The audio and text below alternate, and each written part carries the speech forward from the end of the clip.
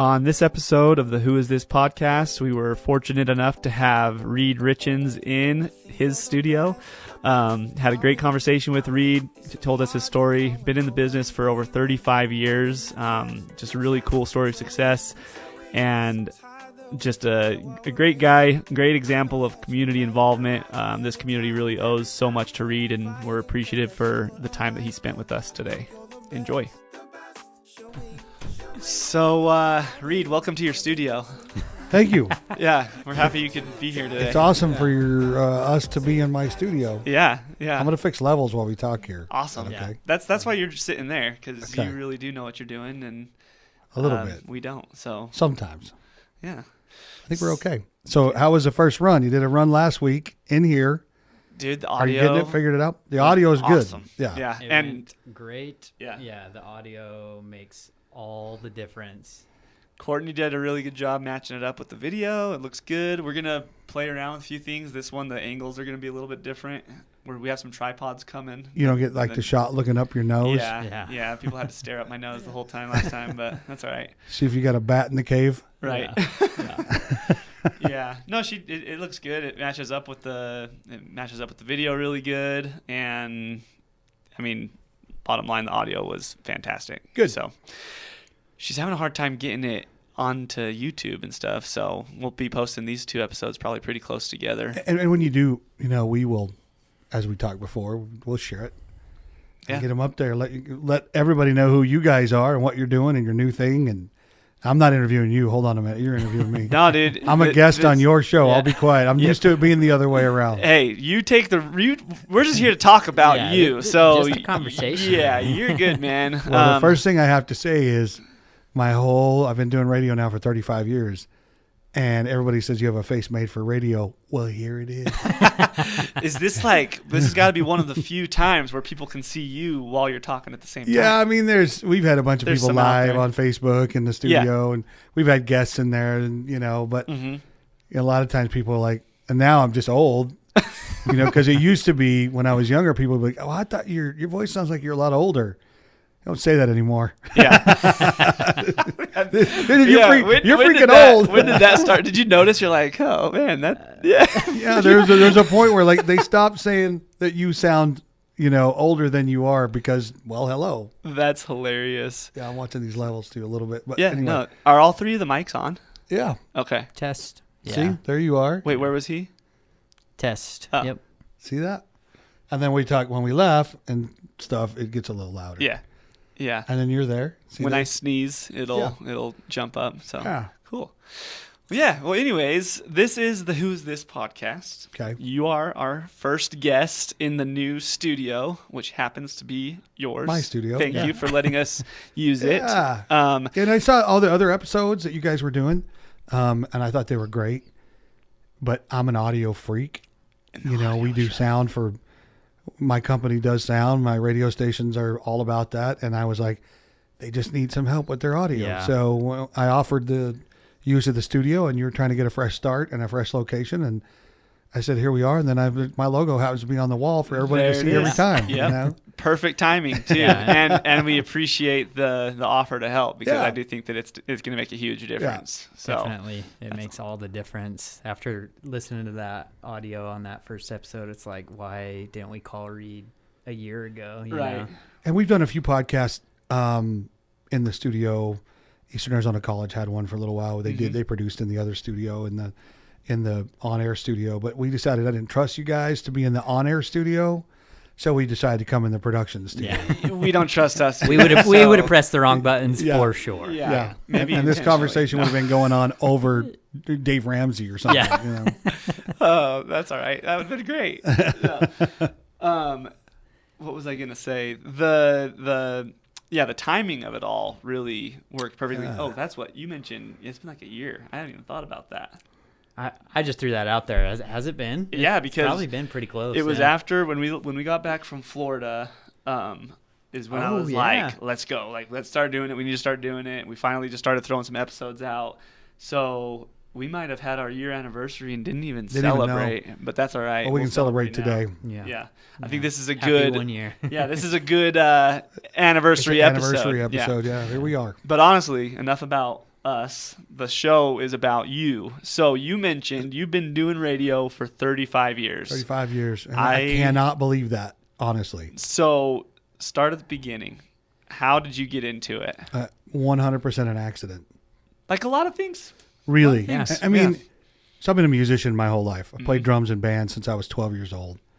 And I was married to my wife at the time, one of them.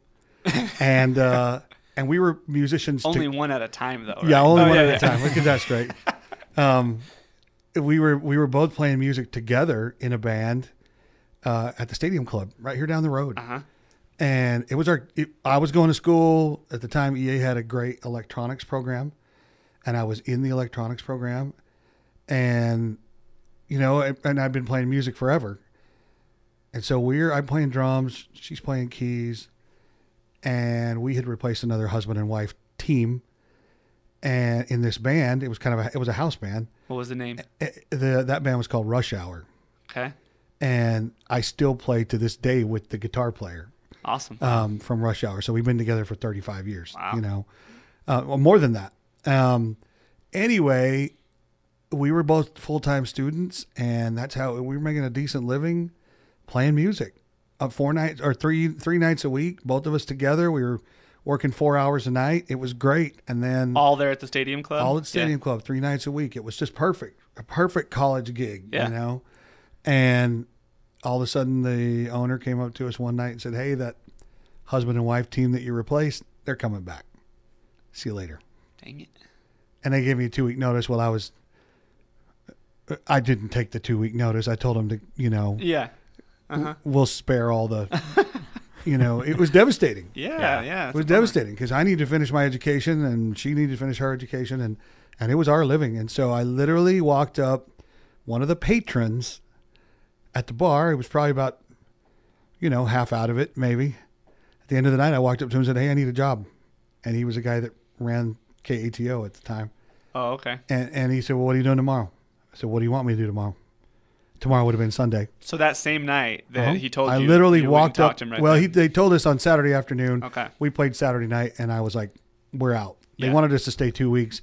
My pride wouldn't let me stay 2 weeks. Uh-huh. Yeah. I wanted to, throw all the stuff in the truck, and spin a Brody out of the parking lot. So I walked up to the guy. He literally told me, "What are you doing Sunday, tomorrow night?" And I said, "Well, I'll do whatever." So I met him here. I walked in KETO at the time. The AM station was an oldie station. And he said, "Play that stack of records." I mean, we're talking turntables, 45 RPM records. Play that stack of records, top of the hour, press this button. At midnight, press this button, and I'll be listening. And he left. Don't say anything. Didn't want me to say anything on the air. Just wanted me to play music. Yeah. And I was like, "Okay, I've done that my Right. entire life. And no big deal." And so I did. And that's it. And then pretty soon I was still playing music, going to school. I started driving a school bus for the Thatcher schools. Nice. How about that? And so I had all this side hustle going just to make a living while I was trying to finish my education, which I did. So I have a degree in electronics technology from EA. Finished it with the NAU satellite program. That's old. Not online. You sat in a classroom and looked at a guy who was on a satellite feed. Wow. Live in Flagstaff. That's funny. That's old school right Yeah. there. We thought it was pretty cool. But Right. anyway, so then I started working some more weekends, and then there was a little, turnover. I started working nights down here and still driving a bus, still going to school, and it just ended up, I just kept staying. Mm-hmm. And then I just outstayed everybody. That's awesome. And worked for Bud McMurray Communications. I Yeah. worked for him, who's kind of my mentor, I guess you could say. I worked for him for 28 years. And then 7 years ago, I bought him. I bought the stations from him. That's awesome. So that's it. I literally started by accident. So 28 years started just playing the records, and then just Yeah, worked and then your way up but and had my different and my degree responsibilities yeah. tied right in. Yeah. Because I learned the electronics that run this thing, and so I became a station engineer, maintained it, built it. We built the sites. We first built the site on Heliograph Peak, and then we moved it to a Guthrie Peak. I did as another side hustle. I always have those going on. I did a lot of work for when Bill Kopenicki owned the radio. They still own them. His trust still owns them. The radio stations up in Show Low. Okay. And guys that worked for me here are now running those stations up there. Yeah. And there's a girl in Las Cruces that's running stations there that worked for me here. There's a girl in Yuma that's working for a group of stations and running a group of stations in Yuma that worked for us here. So that's awesome. You know, it's been cool to watch that grow. And so in that 28 years, was there a point where you were like, okay, I'm gonna take it over eventually? Like that was your goal, or did that kind of just happen? Like, what's the story there? It was kind of one of those things to where it was just the next step to take. Mm-hmm. Bud McMurray's now he's in his late 70s, I think, ish, or he might be close. He's pretty close to 80, I think. And I just called him one day and said, "Why don't you sell me the radio stations?" Okay. And he said, "I knew you would do that." And so we put a deal together, and this was in, I think I signed the papers on February 1st, 2018, I think. Okay. That's 7 years, right? Yep. Yeah. We're doing the math. Like, Yeah. yeah, Almost okay. exactly. Another Yeah. anniversary. It Okay. was just, Yeah. we just had February 1st every year. We, That's awesome. shoot each other a anniversary text or Yeah. whatever, and he gets a giant check. And You buy him flowers. It's great, yeah. And that's it. So I've worked in the only department I've stayed out of is what we call the traffic department. And that's where you schedule the commercials, and I don't want to have anything to do with that. Uh-huh. I've got an office manager that does an amazing job. So Yeah. just let them be, Yeah. But before you bought it, had you gotten to the point where you were pretty much running it already? Yeah, anyways? there was always a general manager here because I really Okay. didn't want that responsibility because I had so many other side hustles, and I would have to take time away from being a salaried guy and didn't want to do that to the owner. And so I never really wanted to be the general manager. And so it afforded me to, continue to build Double R Sound, which is my sound company, continue to let me do all the outside technical work for all the stations in Show Low. And I mean, the stations that are the other station that's here in town, I built it, as a side hustle for Bill Kopenicki. I built it. So, That's awesome. the technical part of radio, I love. Yeah. And it made the music and the electronics education and all that just kind of fell and squeezed all together, and it ended up in radio, and obviously my sound company too, the music and the electronics, and I'm a lucky guy Yeah. that I get to do what I love to do every single day, Yeah. and people actually pay me to do it. Yeah, I love that you're a lucky guy in that you love what you're doing, but you're not here because of luck. I mean, you obviously, we work hard. You work really hard. We work hard, and we work hard, and we try to have fun while we're working, and we, as you know, and you're on the chamber board with me, I scream and yell and jump up and down and talk about being local and shopping local. And when a subject comes up where somebody did something that they could have done locally, I'll voice my opinion. Yeah. I absolutely won't even be shy about it because I so believe in that so much. The famous story is that I've never been in Walmart, which I really have never been in Walmart. Really? Wow. Swear on a Bible. I've never never walked had- in the door. That is an accomplishment. Since it's the new building. Like Yeah, when it was yeah. the old building where the Sparks Home Store is now, Right. I haven't been in since they moved to the new place. Yeah. Which, I mean, how long was that? That's been Oh, I don't know. Close to 20 years. yeah, I think. around 20 years, I Yeah. would say. That's crazy. So I just made a conscious decision that I didn't, and I don't care if this is on a podcast. I don't care how I've talked about this on Yeah. the radio. I've talked about this everywhere. I've never been a fan of what Walmart does to the local economy Yeah. and the small man business. Because when I first started in radio, there was a Sprouse Rights and there was an F Stop. These are stuff that you don't even I probably haven't remember. heard those names. And Yeah. there was a TG&Y and there was a Factory to You. Remember that? I remember the fact. And there was Heilig Myers, and there was and all of these people were advertisers. Mm-hmm. And there was and then one by one there was a Kmart, one by one they got squished. Mm-hmm. And then what do they do? What does Walmart do to give back to the community? You know, they're not on the name of anybody's baseball shirt, Right. You know, Little League shirt, or Booster Club, or the Salsa Fest, Right. or they're not on the name of anything. They don't care. They take all of our money Mm-hmm. and ship it off to Arkansas, I think. Yeah. Mm-hmm. And I don't like it. And so I just decided I'm just one guy, but I'm not ever going in there. Yeah. But that's your principles, and it's awesome that you stick to it. And there was twice that I almost had to go. Mm-hmm. At one time when my baby was young, really young, you know, I'm coming home at 2:00 in the morning. It's when Walmart was open 24/7. Mm-hmm. I'm coming home at 2:00 in the morning from playing music somewhere, and my wife calls me and says, "No diapers. I don't know what we're gonna do." And I was like, "Oh, I'm gonna have to go to freaking Walmart." And so, just as I was pulling into town, my mother-in-law called me and said, "I'm gonna save you right now." This is 2:00 in the morning. Yeah. Yeah.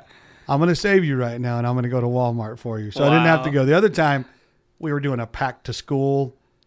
We had a school bus, and we were doing a radio remote outside of Walmart, and we were encouraging people to go in, and we were hired to do it. Go in, get some school supplies, put them in the school bus. I just made it a point not to ever go in. Yeah. Even when we were setting up our equipment, can you take this in and plug it in somewhere? I just want to be able to say that I've never went. Yeah. I've never gone. So principle. And it's one of those things where you've done it for so long, you want to keep that streak going. Me and Chris Murphy, Richards Music, Chris Murphy. He's never been in either. Really? So we're kind of still like, have you been in yet? Yeah. No. Have you been in yet? No. Oh, that's awesome. Yeah. We've really tried to, like, both of us just feel so strong about local business, going down Main Street, shopping on Main Street. And I know there's stuff you can't get. And that's a challenge too. I know there's stuff you can't get, and that's a challenge. To me, some of the stuff that you can only get at Walmart, I would rather buy online because at least the UPS and FedEx driver are making a livable wage. Right. Yeah. Well, and we're paying local taxes on that stuff right. now. That's the crazy thing too, is you don't have to go to inside Walmart anymore. Yeah. I mean, my wife always does the Walmart order and either picks it up there, and now they even deliver it. So Yeah. It's just principle. I just won't give them my money. yeah, it's so convenient though. I know. I get it. Yeah. And I don't ever. Okay, I do talk down to some people that I give them a hard time about it. Oh, Walmart, come on. Yeah. And I'm not scared. Walmart's probably going to sue me for this conversation. But Trust me, Walmart's not going to listen to this podcast. Yeah, no, we'll be good. So you mentioned too. You have, how many companies do you have? You have Double R Communications And Double R Sound. and Double R Sound. So yeah, and Double R Communications has 3 radio stations, which are Cat Country, Sunny 102, and KATO. KATO. Yeah. And then we have Valley Vision, and Yeah. that's been a surprise. Is Valley Vision its own company, or No, is it's it part of underneath- Double R it's a Communications. Double R. Okay. They all have their own DBAs, Mm-hmm. but they're all under the LLC of Double R Communications. Yeah. And then Double R Sound I've had since I was a baby. Oh, really? I mean, I started playing music at 12 in bars and clubs in New Mexico, where I grew up. And my parents would throw the drums in the back of the Chrysler and haul me to a club and sit there and watch me play for 4 hours and haul me home, you know. What part of New Mexico did you grow up in? I grew up in Animas, New Mexico. Oh, okay. I The didn't know that. big. Well, I grew up in Odessa, Texas until I was 10. And I moved next door to my grandparents in Animas. Yeah. Okay. And then spent from the time I was 10 till the time I graduated from high school, I was in Animas. Okay. And then I ended up here. So did you come here to go to EA? Is that what you brought I you here? had a weird kind of a scholarship. I was in the electronics program, but they wanted me to play drums for the EA Choraleers. Okay. Oh, cool. So I had kind of a music scholarship without being a music major. Yeah. Interesting. Which I don't know how those strings were pulled, and I didn't care because So, they paid my tuition. I was going to say, so you got a scholarship Yeah. just because they wanted you to play the drums Yeah. for, and that's awesome. really my job, was to come to the rehearsals for the Choraleers and play drums on tour and spring sing and fall sing. And that's where I started working at the EA Theater and really working on sound more. And the whole time I was playing in bands, and I moved here. I joined a band as soon as I moved here called Secondhand News. That's a And cool we name. played here. And then in the summertime, we were on the road in Colorado and parts of California, Nevada. And, that's how I made a living. I always made a living with music and audio somehow. That's awesome. Always kind of been your own boss too, almost. I mean, as far as doing your own thing. Yeah, and here, I had general managers that I worked with, but I was kind of the owner, and I were always close. Yeah, and it was always, just let Reed do his thing. Yeah, so I did. That's awesome. And so, the sound company, I started DJing dances when I was 14. Really? And started building sound systems when I was 14. And you're going to laugh, Peter would probably freak out, but out in Animas, New Mexico. I don't know what you're going to say. We raised money by shooting coyotes. Oh, okay. I thought you were going to say something else. No. I've heard of that area. No, we raised money we would go call in a coyote almost every morning, shoot it, skin it. Back then, you could make $50 a day as a 14, 15-year-old kid. And so that's how we bought our first sound system. Wow. With coyote money. That's awesome. That's awesome. That's a cool story. My head immediately, because you were talking about DJing and stuff, I was like, was he DJing the cockfights over there? No. That's right. I was like, some up class there probably were. Cockfights. Yeah. We stayed away from that situation. Yeah. That's awesome. So I grew up there and played a little football for the Animas football teams were unbelievable at that time. Yeah. They went 72-0. And I think it was 72-0, like 7 state championships. It was something. In a row. Oh, yeah, you're it being was like serious. Well, I thought no, you were 100%. being, They went like, I think it was No, 7. It was 72-0. Wow. We had the longest winning streak in the nation for a few years. I'm No pretty sure they way. made like a movie. Yeah, ESPN came out yes, to they did Little something. Tiny Animas, Yeah, when we broke the streak record. Yeah. It was like it was a big deal. Was it 7 state championships in in a a row? row? Yeah. Dang, They that's were just- great. So from the time I was in the 8th grade till 2 years after I graduated, they won state championship every year, and were undefeated. Yeah. And won the state championship. And you know how many of those undefeated teams? One guy went on to play college football. That's crazy too. Wow. Yeah, we were all just a bunch of. We just didn't know any better. When the coach said, "Go beat the tar out of that guy in front of you," we just do it. So it was not a lot of talent, but we were coached better than any team in the state. Yeah. Obviously, That's a very interesting stat that only one guy went on to play college football. I think a couple other guys got like walk-on deals, but never but really no, played. like, yeah. Wow. That's crazy. Yeah, it was a big run. What position did you play? I played right guard. Okay. I was always a chunky boy, Are you through your busy season or are you still in the middle of it? We don't have a slow season anymore. Okay.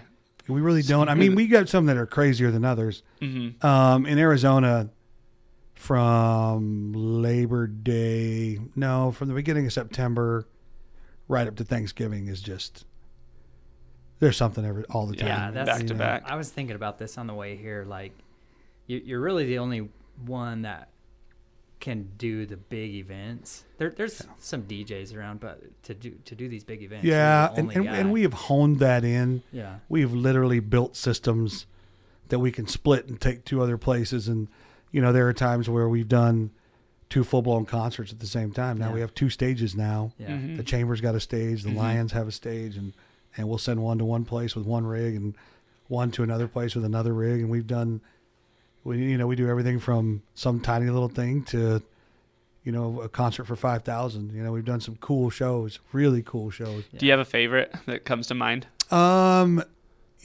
Last year or year before last at Freeport's company picnic, we brought in Lauren Elena, the American Idol alum, and she's a that's country awesome. star, and she was so much fun. Yeah. And so fun to work with. And I've got some and we did Los Lonely Boys, which is a big group. We did them at the casino, and that experience maybe wasn't as good, and some of it's not the musicians at all. Yeah. Some of it's the management that comes with them. Yeah. Right.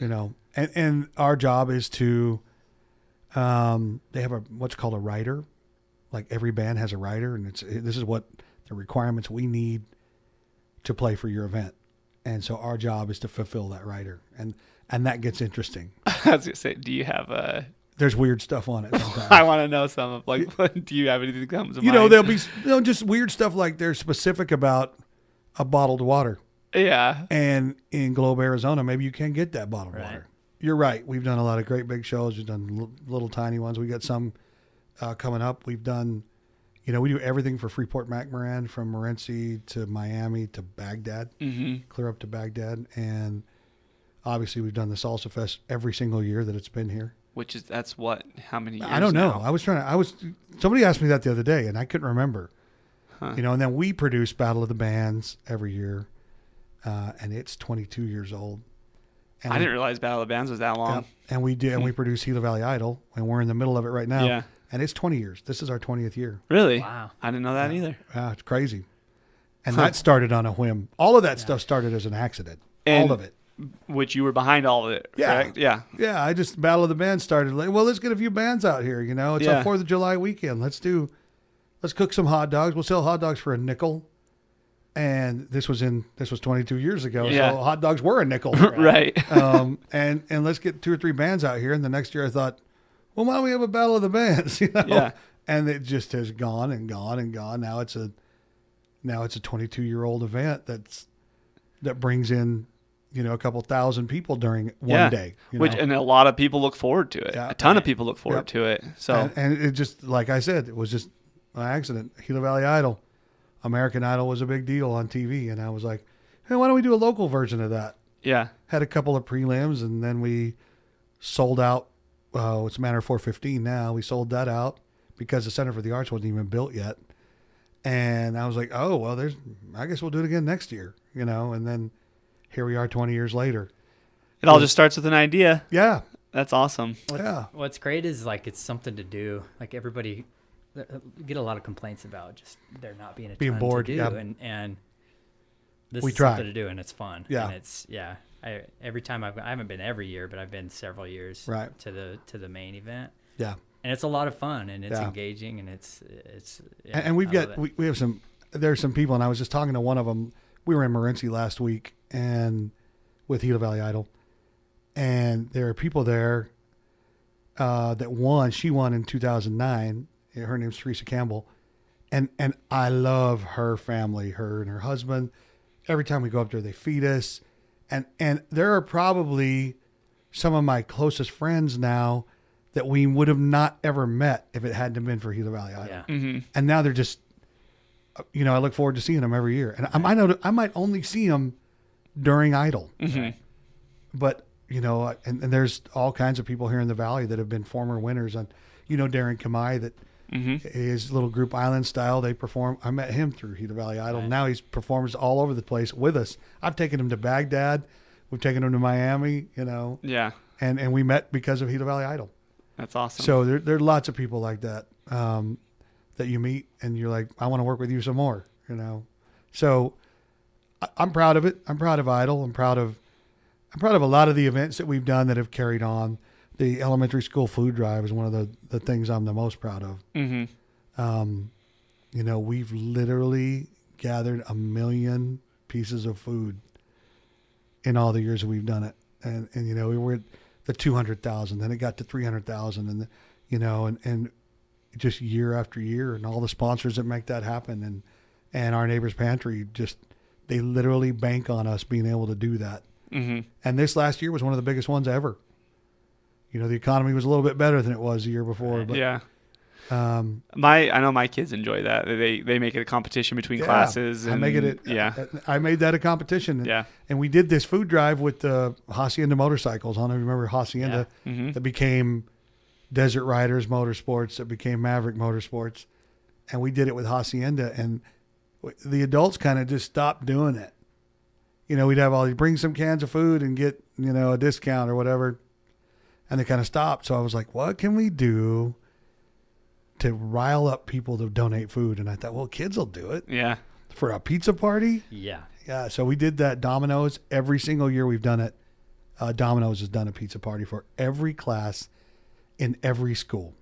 That's cool. So there's not a winning class overall. Right. There's a winning class in each school. Per school. Yeah. Now, is that per school district or per? No. So like the. There's a winner at Dorothy Stinson. Okay. There's a winner at Ruth Powell. There's a winner at Leif Nelson. Thatcher Elementary and Primary. Wow. All have a separate winner. So Domino's has given them. Wow. And Trophies and Teas has given them a trophy every year. That's cool. And it's awesome. And those kids tear it up. And there'll be a kid.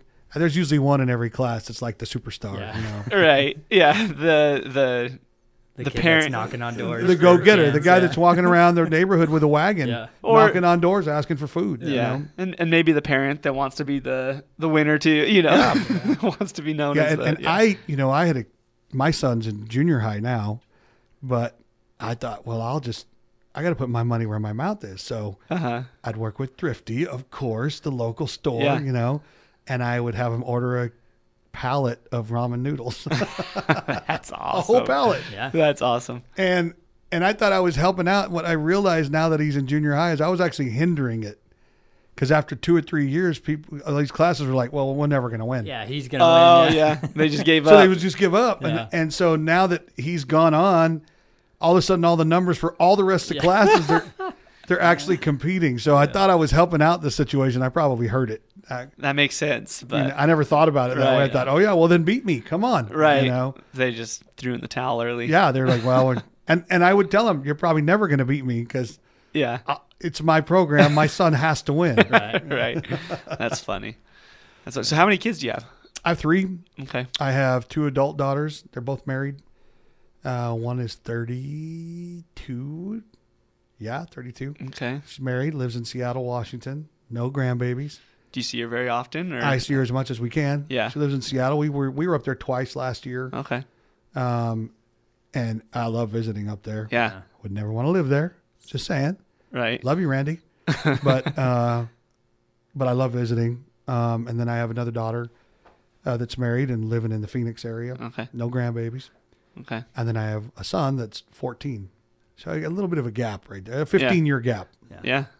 That happens. Between my baby girl and my boy. 15-year 15-year gap and a couple of wives. Had to learn some things over as far as having a baby. And I love it. I love it. I'll be 55 in June. Mm-hmm. And I'm loving, I had him at 40 and I love it. Yeah. I love going to the ball games and I love going wrestling matches, not as much as I love the ball games, but I've gone to all the wrestling matches and traveled with him and watched him play junior high football. And he's in 7th or 8th grade now. He's in 8th grade. He's in 8th grade. Okay. And we're looking forward to him playing high school football. And he wants to, and he's a big, strong kid. And so I'm loving all that. And it's a do-over for me. Yeah. That's awesome. My youngest daughter is turning 7 in April, and my youngest son just turned 2. So there's about a 5-year gap, and even 5 years was hard for us to remember. This is what it's like having a newborn and all that. So 15 years. You're almost a new parent again. Yeah. And I love it. I am preparing myself right now. My wife is due in April with our second, and our first is almost 4.5 years old. So it's like, that'd be fun. All right, here we go again. One thing I wanted to ask is you've started businesses and taken over businesses. As far as being a business owner, this is a question I like to ask a lot of the guests that we've had on that are business owners. Is what are the biggest challenges that you have faced? Really, just employees. Yeah, it seems to be a pretty common. I mean, Lee. Are you not talking about Lee? I have a great staff. I really have a great staff. This is going to sound funny, but growing up out in the farming country where I did, we worked hard. Yeah. Mm-hmm. And my grandfather worked until he passed away. I mean, it just the work ethic, finding somebody that can, this is going to sound ridiculous, but keep up with me is hard. And on my sound crew, I mean, we will literally work 20-hour days, and I'll have guys just dying, dragging, and then we'll get in the truck and drive 4 hours home, and they're all crashed out, and I'm still going. So understanding that not everybody has that ethic and that kind of stamina has been hard. Did that, and, you want to slap them and say, come on, let's get to work. And, right. And it's just different. Have you always had that? Do you think it changed a little bit once you bought the company and it was yours? Or that was always, I have a hard time sitting still. Yeah. I have a hard time. They call that ADD, I think. Not just joking. I don't know it could be. I don't know what you call it. It's just, if I see a little opportunity, I want to take it. Yeah. If I see a way to make something better or cooler or more fun or whatever, let's do it. Mm-hmm. That's why I enjoy my time on the chamber board, because we're always looking for ways to improve and ways to help businesses. And that's why I enjoy what we do here, you know, because I get to do stuff like we're doing right now. Yeah. You know, you guys are getting your feet on the ground in your new situation. I want to help. Let's do this. Yeah. You know, because the more it helps you, the more it helps our valley. Yeah. You were one of the first people outside of me and Davis and probably our families that I actually shared that with was, you know, when all that went down, me and you, I mean, we probably talked for 40 minutes just about everything that was going on. The logistics and, of it. Yeah. And it's scary out there. Mm-hmm. You know, starting over is scary when you're not hanging on to somebody else's coattails. It's you. You know, that gets a little scary. Yeah. And that's why I wanted you to be on the chamber board. When I invited you to be on the chamber board, I thought, what great experience to understand how all sit around the room from all these other business owners and go, oh, well, that's a good idea. We got a guy on there right now that's a PR genius, an HR genius. And it just, I like sit next to him and watch his brain work and think, whoa, I could learn something from this guy. I love that stuff. Yeah. And the collaboration between businesses. I love it. Yeah. And even the chamber staff and them learning as they go. And, you know, I love all that stuff. I just want us to grow. I want the downtown association to grow. Yeah. Are you on that board as well? No, okay. I have been. You have been, yeah. I don't think I've actually been on the board. I'm kind of like involved in a bunch of meetings because of the events we do downtown. Well, and that's the thing is you're involved with pretty much everything. It would be hard to find anyone that's more involved than you are with the community in general. And we want it that way. Mm-hmm. That's by design. Yeah. We want to help you promote it. We want to help you pull it off. You know, we want to help it be a success and for everybody. You know, hundreds of, literally, I'll call them advertisers, hundreds of advertisers. We want that to happen. Yeah. We want your business to be successful, and we want to help do it. Yeah. Yeah, because it just goes back to it's a big old circle. Exactly. Yeah. Our economy is going to thrive if we keep our money here. Absolutely. Yeah. And there'll be more money in the tax coffers, and there'll be, you know, and we've seen it. We've seen it work. You know, we've watched some of these businesses that started and have grown and grown and grown, and we, you know, is it all our fault? You know, oh, it's because of us. No, but it's because of hard work and people collaborating and getting the word out, and you know that's what we want to do. Yeah. And that was always Bud McMurray. That was his vision too, and he, I don't know, somehow pounded it into my head. So it's stuck. Yeah. You know, and I'm really almost ugly about it sometimes. I know. I think people are like, all right, shut up already about the shop local thing. We get it. You shop local, you know. But it's really true. It's important to you, yeah. It should be important to everybody, honestly. I mean, and there are guys out there that share that with me. And I mentioned Chris Murphy and Richins Music, Tim Linden, 3 Counties Distributing. He and I have been. There's pictorial evidence, and I will not share it with you, of Tim Linden and I when we both had mullets working together in like 1992. Both of us had them. I bet we could find it if we tried hard enough. We got passed around the chamber board at one time. You can bring that back. Or no, we're okay. We're all right. It is. It's coming back. Yeah. John Howard's another big advocate for shopping local. I've known John for 35 years, the whole 35 years. Even when he was a patron at the Stadium Club, you know? Yeah. Which he doesn't like to talk about. Sorry, John. I'm still waiting for something to happen with that building again. It feels like somebody was in there the other day. Just, I don't know what it. Yeah. Like a realtor and people. I don't know. I feel like it'll like open back up for a little bit and then it'll go away. But I remember, back in the day, I remember that was the place. Yeah. Not that I went. I was like 10 years old, but I remember. It was in the 90s. I played in a house band there. In Crossroads, which is the band I'm still in. Yeah. From 1992 to 1999, 4 nights a week. Yeah. Wow. Yeah, without a weekend off. So my good friend McKay Stevens, they live right there. Yeah. Or his dad still lives. His parents still live there. Yeah. I remember one night we were having a sleepover and we were all sleeping on the trampoline outside. Oh, you were part of that? And all of a sudden, there's just all kinds of sirens and something happened at the Stadium Club, and so we went inside and there's like people. I don't know what was going on, but it freaked us out for a little bit. So that's my memory of the Stadium Club. Things got crazy over there. It was crazy and wild, and it was fun. I mean, we had a blast. We played there for 7 years. Yeah, and the same guys that I play with now. So where do you guys still play actively? We played at Big Buck. Okay, like Saturday. Yeah, well, kind of. Well, I know you'll get up on stage at like the Salsa Fest and stuff every now and then and play. Somebody asked me to play drums or whatever. Yeah. The band's been together for, the guitar player and I have been together for 35 years. Yeah. What's his name? Bobby Marino. Okay. And now his son plays bass. I was gonna say I know a Bobby Marino, but I think he's a lot younger. So it must yeah, be his son. No, it's a Vincent Marino. That is his son. Yeah, I know Vincent. Yeah, and then there's Vincent Marino. He plays bass with us now. Yeah. Okay. And then my brother plays keys. And so my brother and I have been playing together for 30 years. Does your brother live here? No. I didn't think so. He lives in Gilbert. Yeah. Yeah, he's a bank inspector. Okay. For the FDIC. He's a federal agent. Interesting. And a musician by the weekend. Yeah. Yeah, bank inspector. And we stopped, we all, when we were playing in the house band, we were doing it for a living. Now we play music for fun. Yeah. Yeah. People still pay us, but we're not trying to make a buck. Right. Right. You're probably happy if it just covers your expenses to get over there. Yeah. We just want to play. Right. Every now and then. We don't want to, if you do it 4 nights a week, it becomes a job. And it's not a hobby anymore.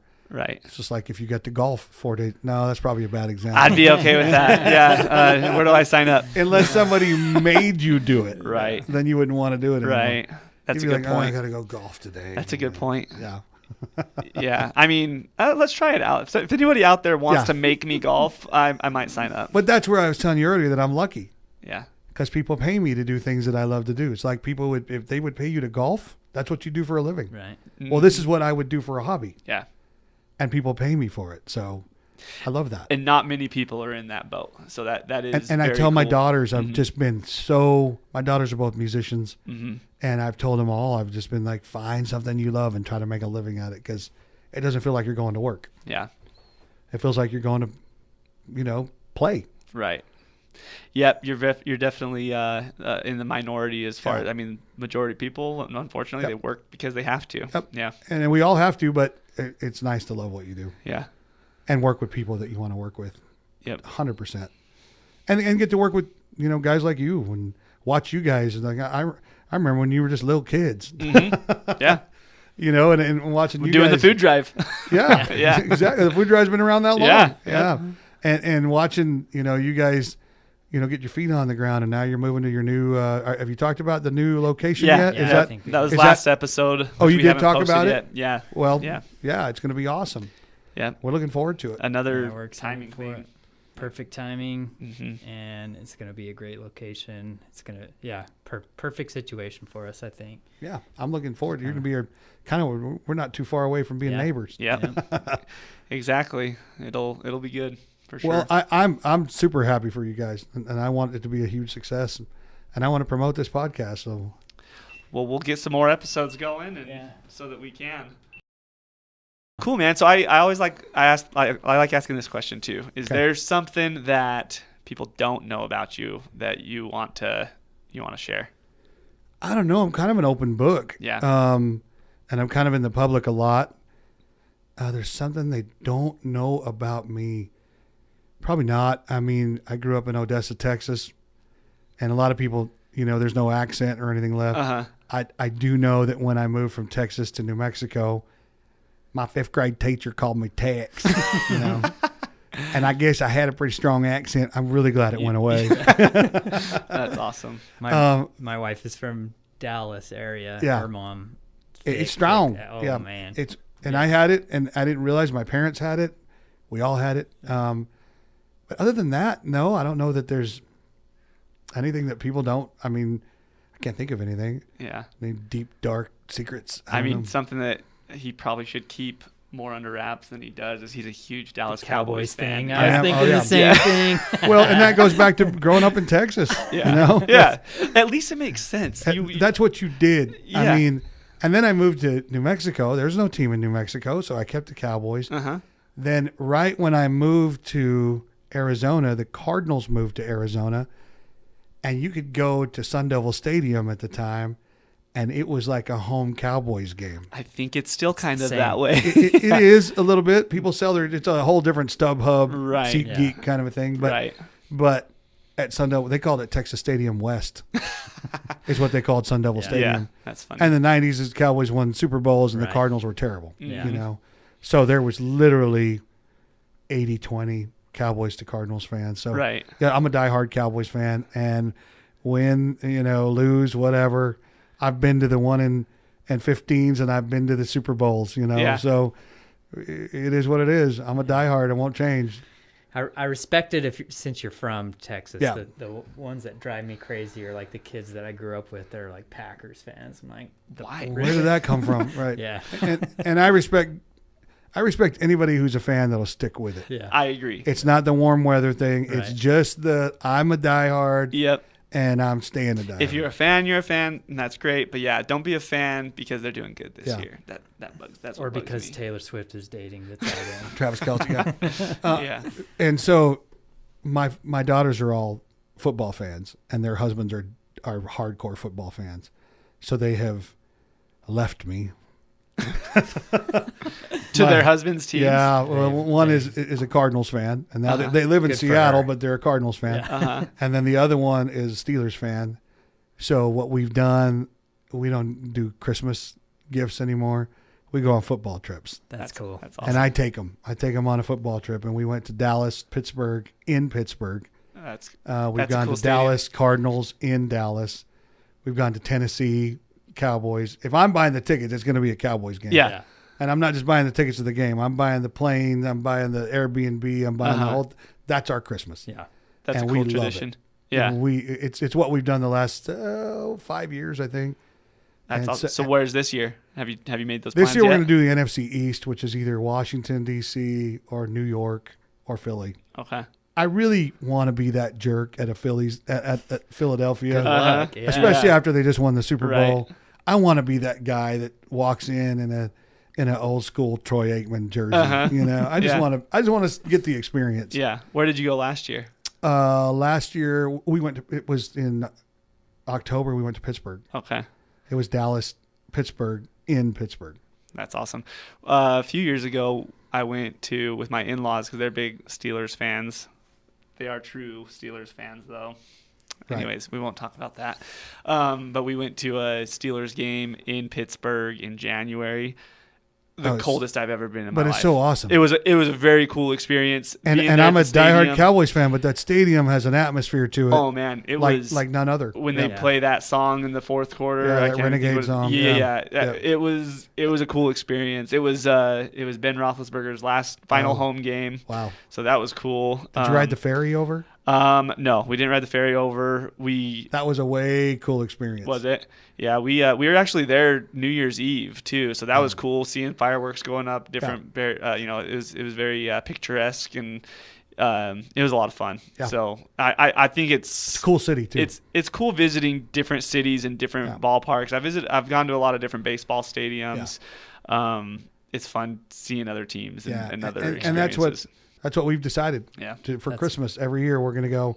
Like we were in Pittsburgh, and then we went ahead and stayed and went to the Pro Football Hall of Fame in Canton. Oh, that's cool. That's and cool. checked all that out, and then so this year, I mean, who doesn't? I kind of want to go. I've never been to Washington D.C. Yeah. I've never been to New York or Yeah. Philly. So, and the Cowboys will play a home game in those three, or an away game in those three stadiums. So we'll go. Yeah.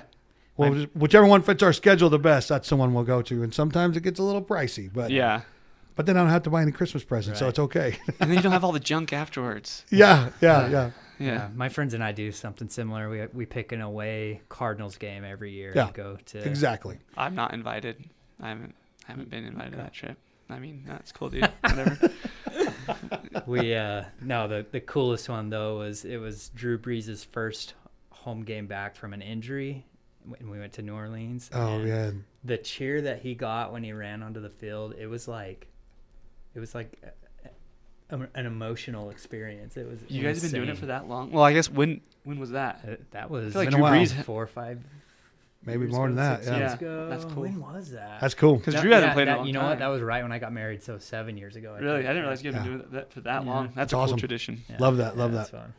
I love things like that, and Yeah. we're that's what we're trying to build memories because Mhm. Christmas presents stuff you throw them away after a while, and I agree. You Yeah, know. I think that's a really cool tradition. yeah, and my kids are diehard football fans, so we all love it. It's fun. Yeah. Looking forward to it this year, whatever we decide. Yeah. Well, cool. Awesome. Well, again, I don't think that we can sufficiently express our gratitude for you. Oh, yeah, for, you bet. For everything that you've done for us. This has been, you've been a huge blessing, and I think a lot of people in the community would probably say the same thing. Well, I appreciate that. Yeah. We do try to be that. Yeah. I mean, it's not just by accident. We try to help. We want to help. We want this place. We love living here, and we want this place to be, we want it to flourish. Yeah. And you're very successful at doing that too. And I hope, it doesn't go unrecognized. Like people, nobody has bad things to say about Reed. So well, I'm sure I haven't heard one. I haven't heard one. Yeah. You'll find them if you look hard enough. What's Walmart's number? No. Mr. Walton? Awesome. Yeah. We got some clip audio we want you to hear. Awesome. And we know how busy you are too. So thanks for taking the time to talk to us. And we're excited for this episode. You were one of the people that when we first started, sat down, like, who could we talk to? You were one of the first on the list. So I'm almost ashamed that it took us this long to get you on here, but. Well, I didn't want to be on it with the other audio situation. So. You didn't want to have your name tied to that. That makes sense. That's a good call. Hopefully we've got it all cleared up. Hopefully all this audio looks good. I haven't been paying attention to the levels. I guess I should have. It should be okay. It'll be great. Yeah. Well, cool, man. Again, thanks again. You really appreciate it, and we'll and when you get this thing up, let us know, and we'll let everybody on social media and Gila Valley Central. We'll let them know where to find it. Awesome. Appreciate that too. All right, guys. Cool. Thanks, Reed. You bet. Like Gucci.